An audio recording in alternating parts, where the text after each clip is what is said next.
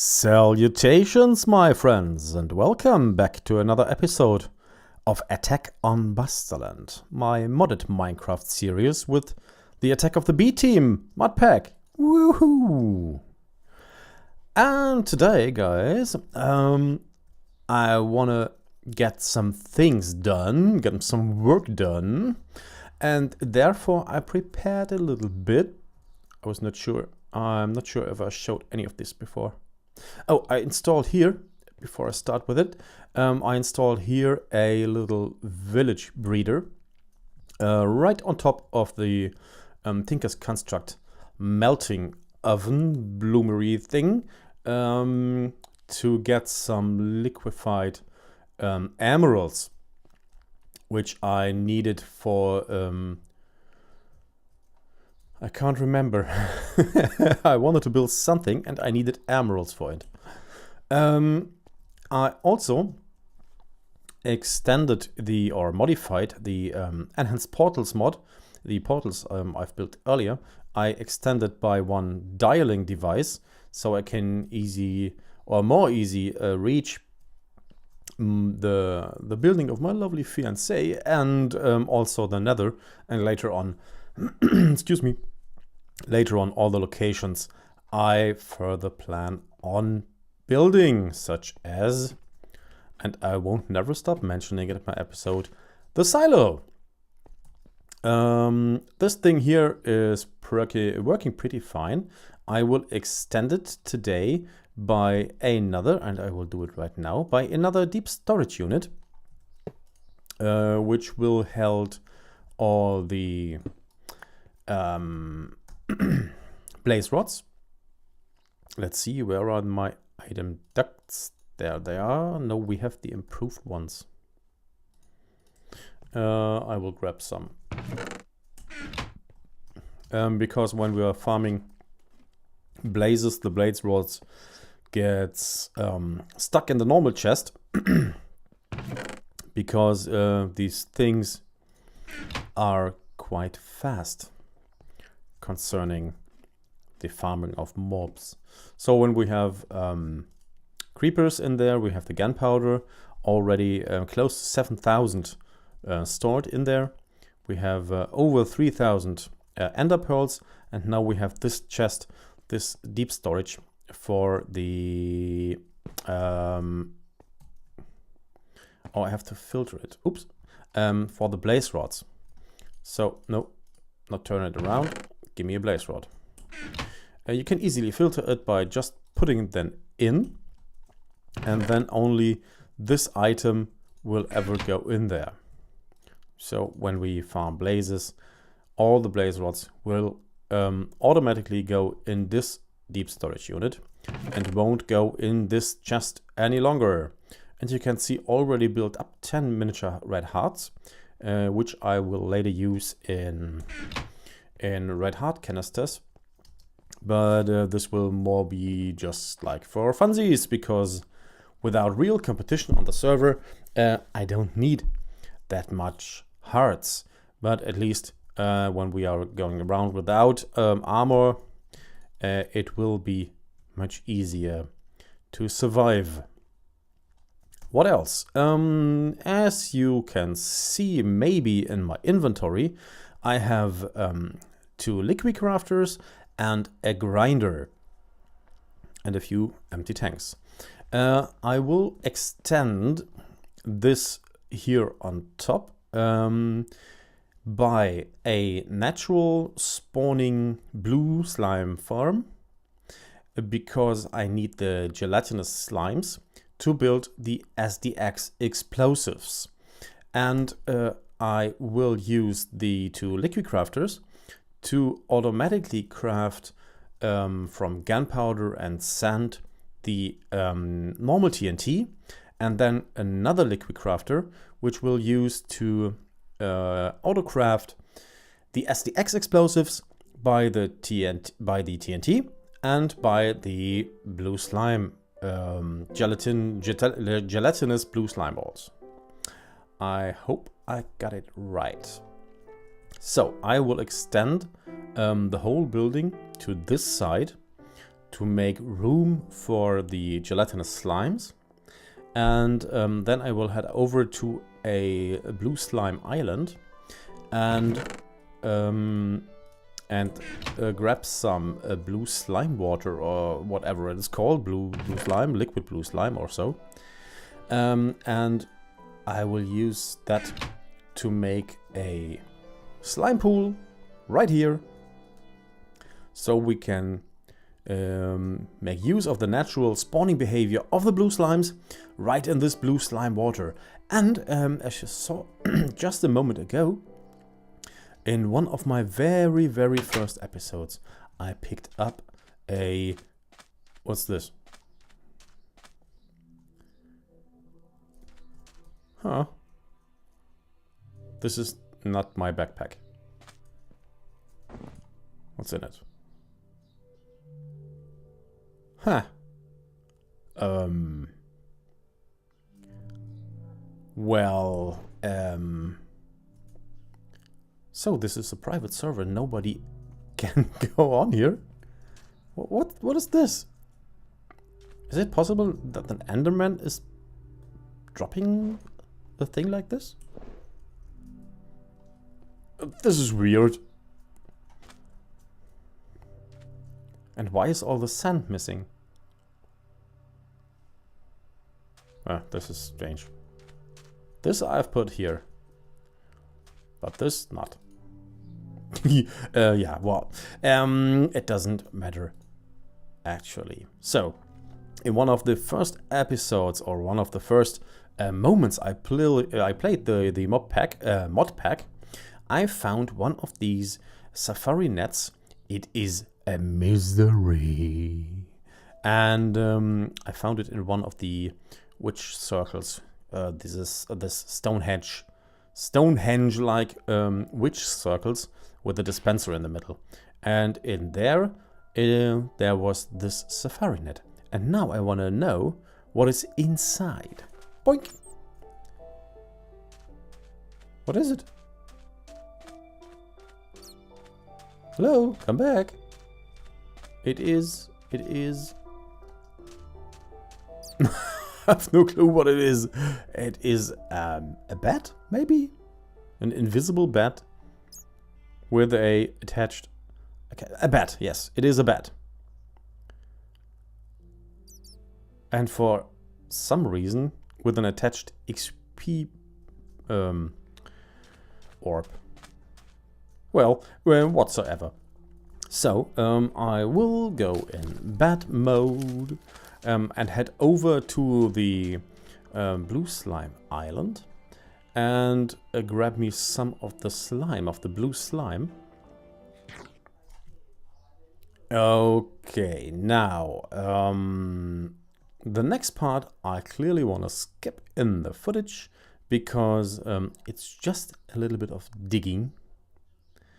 And I will dig out. Let me go in my natural form. I will dig out this part, top it up with cobblestone, and on top of it then sand. So from up top it will look naturally as it does actually.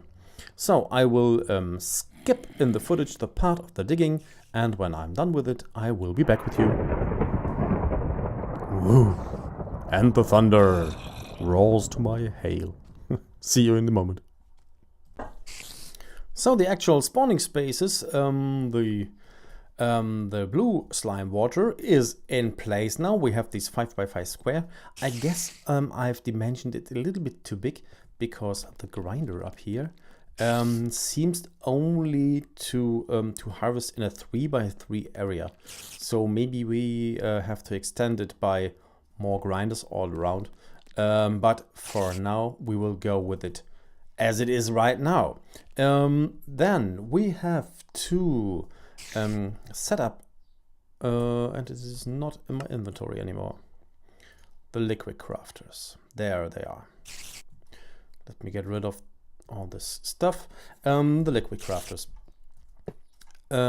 For one liquid crafter, we will go with the sand from this deep storage unit, and with the TNT from down below, we will go from underneath, I guess. We will dig down here and find our space down below for the gunpowder. Then we will feed the sand and the gunpowder into the liquid crafter and craft automatically the TNT. Put then one liquid crafter besides this. I'm not glad with this.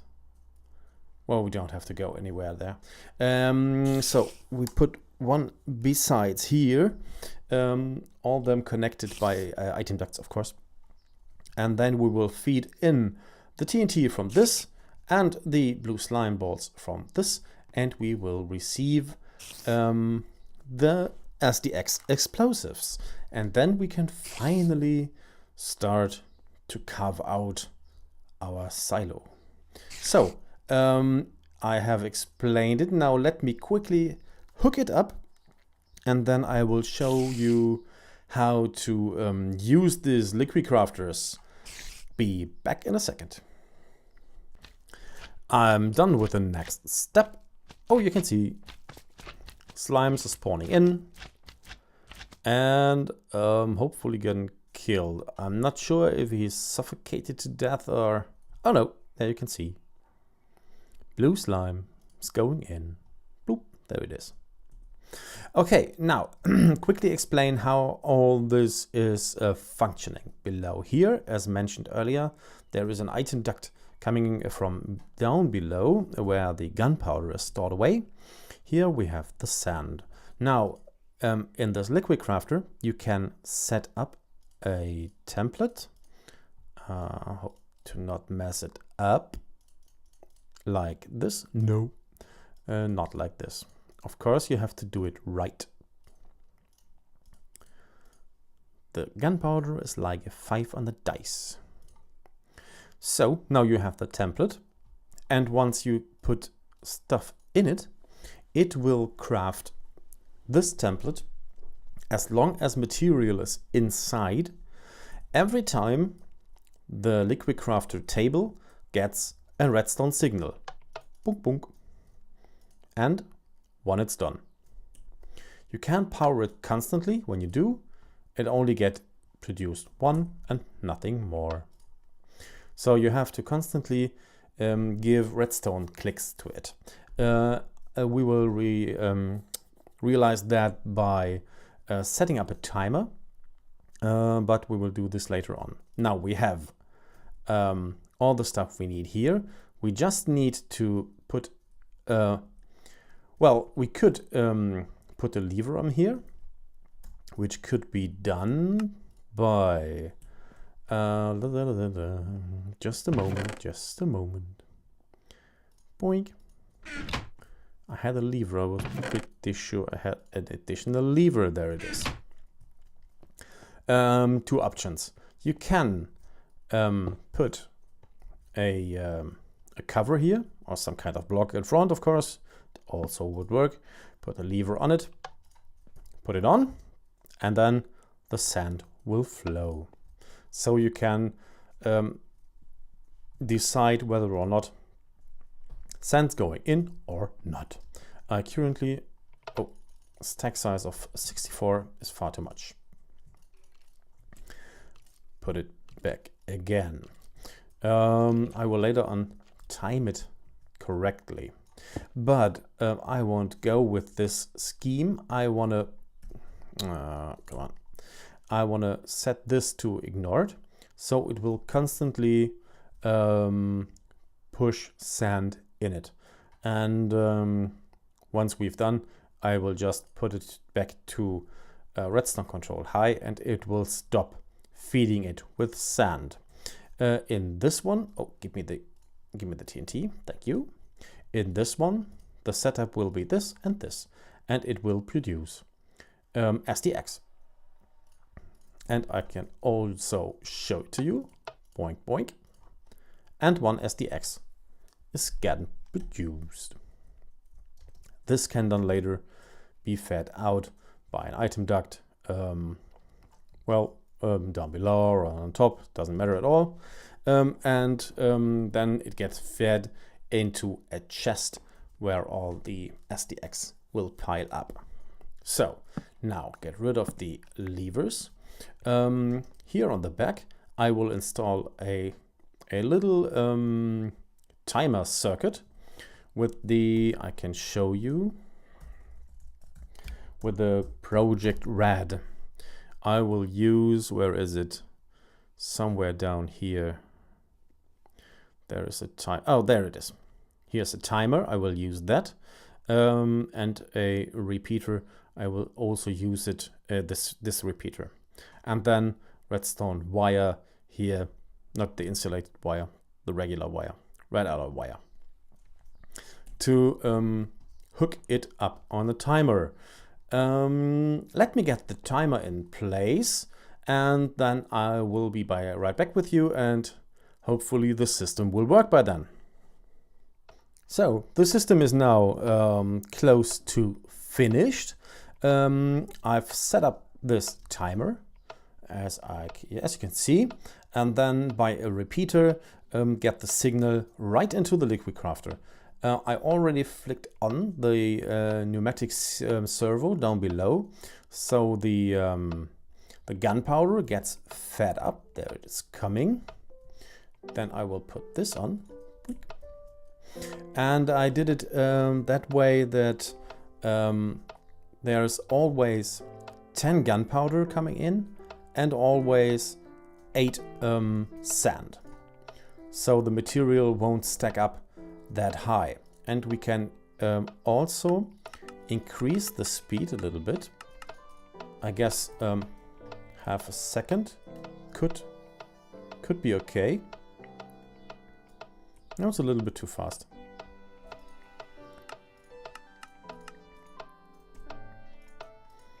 Let's try it with 3/4 of a second.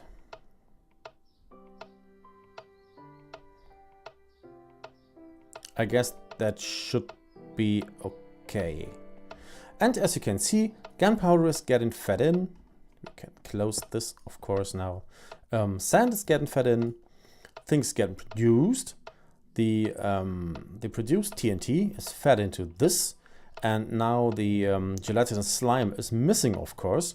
And once we have more slimes that get spawned in and more gelatinous slimes fed into the liquid crafter, this will of course start producing the SDX. I'm pretty sure I have more of it in some of my chests. Here we have 15, and of course we can put it in manually, and you can see it's getting crafted, and we can feed this in a chest later, but at least we have to have 64 gelatinous slime for 1 stack, so it will take a while of AFK time and wait for blue slimes to spawn in. I am not quite sure, but I think they are not depend on light level, whether they spawn or not. The only condition that must be met is the blue gelatinous slime water thing that is here in our killing chamber. So we can hook this up different, so we can stop it, which is not possible right now. If we want to stop it, we need a lever here on the back side. I will make this later on off camera, of course. Now the basic system is working. We can later pretty this up. I don't want to spend that much time here because I really want to get my silo up and ready, so we can do all the pretty stuff in the silo and not here, which would be a waste of time. And you can see you can put it nicely in. You can even cover it here with another cover maybe, so all the wiring and all the tubes are hidden away. And ooh, it's too fast. No, it's not fast enough. We can bring it down to half a second again. Somehow it's building quicker than it gets built. Oh, it can't transport it quick enough. It transports always one at a time. When I'm doing this, yes, this is better.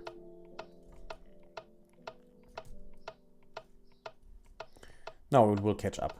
Okay, now all the things that are left to do is spending time and wait for slimes. Of course, I could have, oh, there's one. I could have built another auto spawner system just like this here down below, but I wanted to do it natural way, just to mix things a little bit up. And this one had not any slime. Oh, sad.